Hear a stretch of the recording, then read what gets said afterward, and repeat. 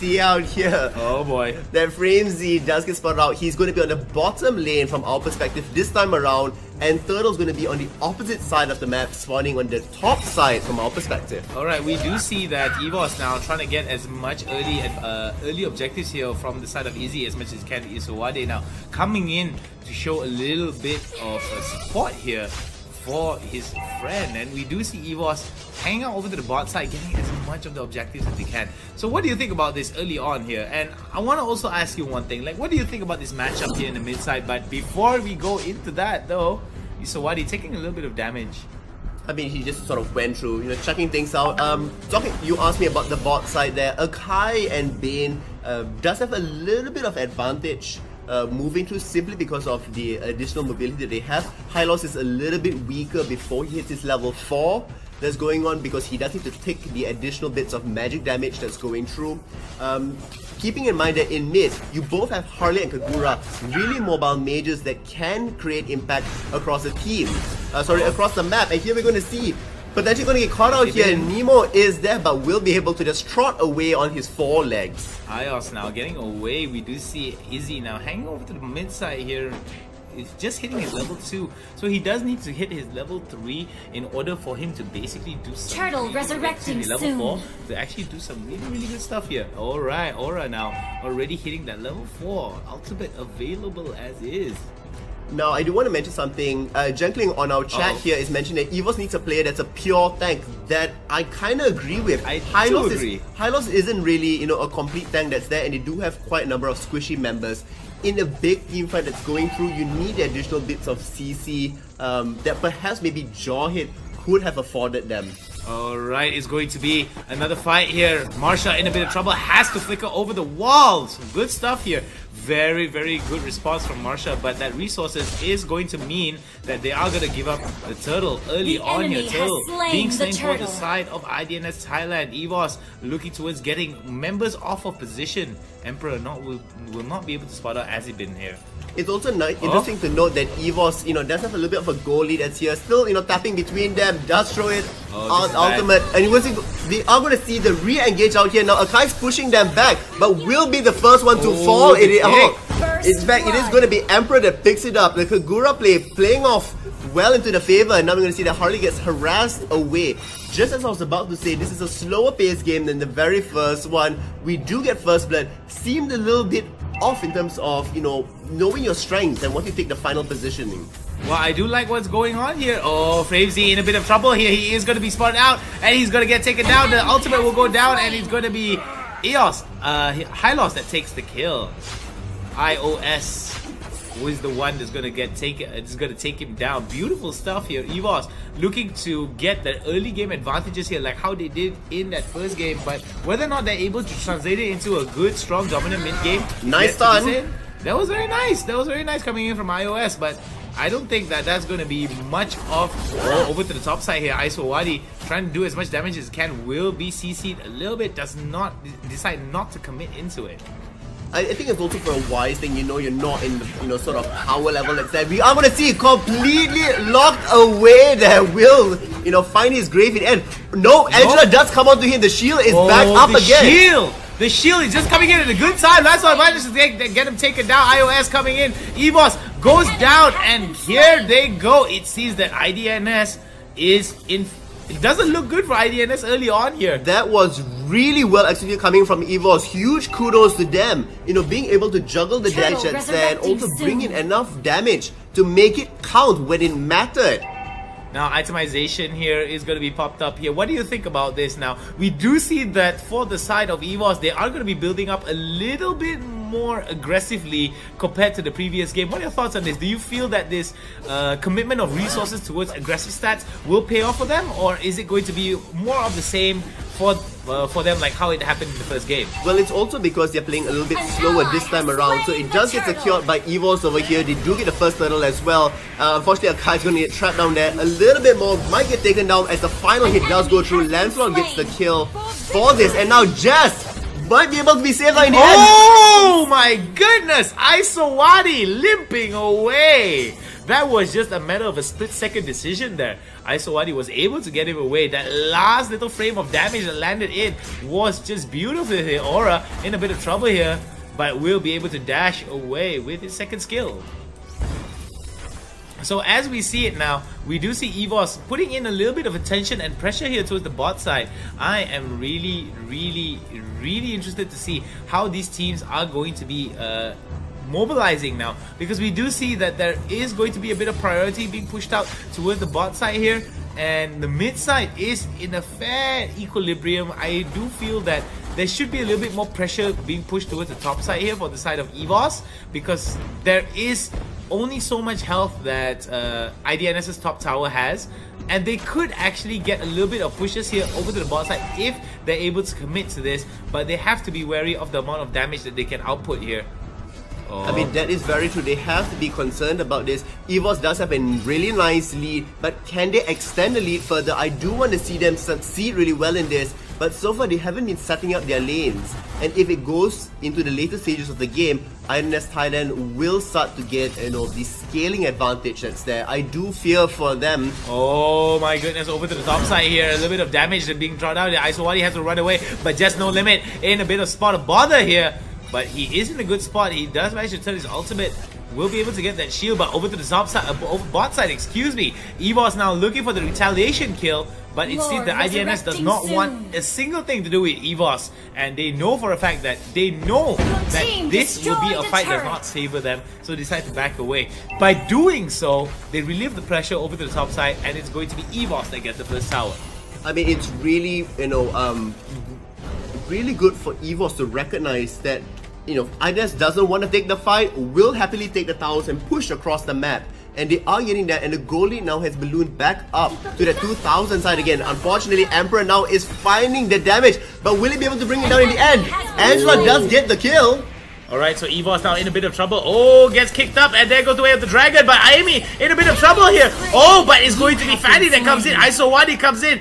Air superiority is going to be something that she knows so well, and Cutthroat will be the execution factor onto the side of EVOS here. You see, IDNS will be able to catch up here, but 1,000 gold advantage in favor of EVOS here. Could it be a little bit too late for the side of IDNS Thailand? I believe that EVOS needs to just keep playing at a slower pace and make sure IDNS does not catch them with mistakes. Exactly, they need to not make any mistakes, keep up the pace that's doing. So far they have been doing really well in in terms of controlling the game, controlling the waves, what's going on. They need to stay away from Lord. Yeah, they need to stay away from the They Lord, need to stay away from Lord. We don't need a cursed Lord meme here coming in from the MSL. But for those of you guys who are wondering why it's going to be a best of 2, this is a double round robin. So remember, 2-0 will get them 3 points, and draws will only get teams 1 point each. So winning a game is way more important. You want to make sure that these teams get 2-0. So we do see IDNS now could be the first drawing team here today against EVOS. EVOS desperately looking towards getting a point in their favor as well. Indo Pride chants coming in the side of the comments. So if you guys are big fans of Indonesia, Thailand, whether it's EVOS or whether it's IDNS, doesn't really matter. Show them some love. Let them know in the comments below. So we do see over to the bot side here, there might be a bit of a... Oh, but wait, before that, Isowadi will be able to get away with the steel cable. I do want to see what's going to be happening towards the bot side here. We do see a lot of IDNS Thailand now moving into the enemy jungle. They might actually go for that Lapu pickup here over to the bot side. I mean, it looks like they certainly want to be going for it. Jazz will be prepared for this, but Bane coming with reinforcements at the bottom as well. Back up top, Marshall's going to be deleted off the map. Fanny does have the items, is reaching that 10-minute mark where she is going to be superiorly stronger. Back in the mid lane, Kagura is pushing as well. Love the strategy coming out from EVOS here. Not wanting to take the main fights that's going on, but really playing the map objectives, taking away the turrets. Yeah, taking away the turrets, taking the map objectives is fine, Sudo. I really like it, but at the same time also, when you do not put any resources into these fights and you end up losing resources anyway, you still lose in the long run. So it's only a matter of time before they are able to catch up again. And as we see, Angela plays so clutch, coming in, saving our Emperor. Now we need a double kill, just no limit. Oh my word, really good job done there by EVOS, pushing their goal lead now 3,000 ahead. We also are going to see here that Aura is in the right position to be taking out you know, and pushing out the tower here. Not going to quite find the right angles, unfortunately. Oh my Just as I say that, I eat humble pie. Humble pie, definitely big sizes for you here. We're going to see a lot of damage being focused towards the turret. Amy, Azibin now in a bit of trouble. Looking towards getting a little bit of that damage out. Oh, we do see Isowadi here. Oh, he has to go for Emperor. Oh, he goes for Masha instead. Look at that damage though. But Isowadi gets stunned and it's going to be game over. And that killing spree over to the Lapu Lapu. And it seems just so few seconds ago that Fanny was superior in the air. All it took was one stun to shut down that tree. She got brought down to the ground immediately. That's a really good layering of the crowd control as well, making sure that she could not escape. Right now, Irena's Thailand, you know, reeling a little bit. This potentially, you know, a little bit more of a difficult chance for them, given that Fanny has been removed. If you look at in terms of gold, Akai is 3,400. He does not have that tanky item, which is why he can be bursted down just like that. Alright, now looking for more action here. Manages to get that kill. We do see that because of the Kagura here, they are able to push it out. And look at that, the ultimate has been propped up and they're gonna go for the dive, but Isowadi comes in. Look at the amount of damage that he does with the steel cable, and the cutthroat decides to go away. Steel cables away, and no kills coming in from either side of the teams though. So I feel that that big ultimate coming in from the high loss could be wasted a little bit, but it does give them a little bit of lane priority here. And if you're wondering what lane priority is, it means that is the lane that's going to be pushed out, and the lane that you feel that the team feels that is going to be focused on here. We do see that over to the priority, in terms of priority here, it's going to be Lord that's going to be taken out. Oh, Izzy now getting into a fight with Aura. Aura in a bit of trouble here, and it's going to get iOS is going to get taken down. Emperor doing his best to take down as much damage as he can. Azibin spins to win, and it seems that EVOS now getting a kill as well. We do see IDNS pushing it out, but IDNS breaking it away as EVOS pushes it out more and more, and it seems that the Lord could be in their favor. Could IDNS be able to repeat the same level of success that they did like they did in the previous game? EVOS now has to be careful in this fight. Look at that Emperor taking too much damage, has to back away before he gets dived on. I mean, that is 4 members that went down. Bane is in such a strong commanding position. With, you know, it was great that Fanny got some of the early kills that's there, but we just need to wait for Bane to come through. And there you see the amount of damage in terms of items that he's building. Absolutely insane, and which is why he's able to sustain, affect team fights so dramatically. Kagura's gonna come in and try his steals. Does get secured by Harley. It was a nice flank, you know, by around there by Framesy to make sure that, you know, they couldn't have the final bit that's there. Lord coming out will, you know, equalize the game to IDNS Thailand's side. There's a big wave there that will slow down Lord just a little bit. The next fight could determine it all. EVOS has the kill lead. Towers here, they also have the lead, but can they win the team fight against a late game team composition where Bane is such a big factor around the team fight area? I don't just think Bane is also a big factor as well. I do like to think that Fanny as well is doing, Isowadi is doing really good damage here. As we see, he is using that mobility to perfect precision, and we do see Lord being pushed out over to the bot side here. EVOS is going to get dived on. Just no limit. You have a limit, and that's going to be a death timer limit that's going to drop down to you, and it's going to be a killing spree over to the Bane, and the Lord now pushing it out with extra size. A double kill goes over to the Bane, and this is where the fight is going to get turned around here for the side of EVOS. EVOS now looking towards going to the back foot. IDNS looking towards repeating the same level of success that they had in game number 1 here with that single Lord push. They are going to be able to catch up from these teams. They will be able to push it out. There goes another turret. Kagura does manage to get it down, but Bane is still alive, throwing out as much damage as he can. Isowadi not too far behind, looking towards gathering as much damage as he can. This is going to be bad for iOS as Aura comes in. There goes the last Lord, tries to go down, but look at the damage being done onto Aura. Man, oh man, what is this gameplay? Pseudo! I mean, that was crazy that 1/3 on the Lord almost brought him down completely. We're going to see here that will the Great Escape come through? Lancelot will get the kill onto that one. Now they're hunting that Bane. Now they need to remove him across the map. Can they do it or not? They have multiple members that's here. Hylos will be able to stun him out, and this should be the end of him, especially with Angela being there to assist as well. Jess is on cleanup duty all the damn time from the bottom lane back now into the base. 110 seconds more to go as once again Angela falls. That's 4 deaths to her already, just, you know, easily being picked off.